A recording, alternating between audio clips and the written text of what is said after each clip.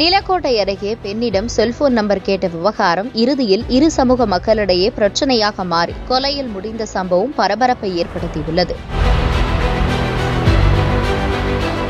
திண்டுக்கல் மாவட்டம் நிலக்கோட்டை அடுத்த கரியாம்பட்டியை சேர்ந்தவர் சக்திவேல், நடுப்பட்டியை சேர்ந்தவர் வேலு. வெவ்வேறு சமூகத்தை சேர்ந்த இருவரும் கட்டிட ஒப்பந்ததாரரான கிருஷ்ணன் என்பவரிடம் வேலை பார்த்து வருகின்றனர். இந்நிலையில் நடுப்பட்டியில் கட்டிடப் பணிக்காக டேங்கர் லாரி மூலம் இருவரும் தண்ணீர் கொண்டு சென்ற போது வேலுவின் உறவினர் பெண்ணிடம் சக்திவேல் செல்போன் நம்பர் கேட்டதாக தெரிகிறது. இதை தெரிந்து கொண்ட வேலு இது பற்றி அவர்களது ஓனர் கிருஷ்ணனிடம் தெரிவித்துள்ளார். இதனால் கோபமடைந்த சக்திவேல் வேலுவை நைசாக பேசி மது குடிக்க காட்டுப்பகுதிக்கு அழைத்து சென்றுள்ளார்.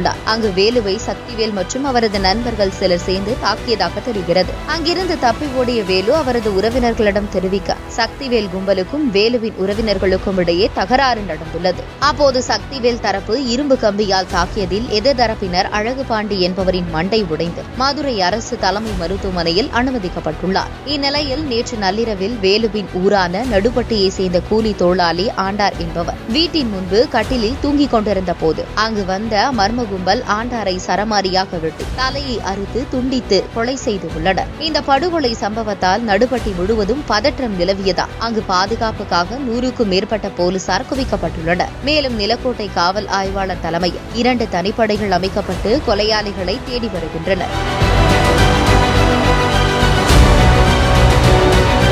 பெண்ணிடம் செல்போன் நம்பர் கேட்கப்போய் அது நண்பர்களுக்குள் தகராறாக மாறி அடுத்து ஊர் மக்கள் இருவேறு சமூகத்தினரிடையே ஏற்பட்ட மோதலாக உருவாகி கடைசியில் கொலையில் முடிந்துள்ளது நிலக்கோட்டை பகுதியில் பதற்றத்தை ஏற்படுத்தியுள்ளது.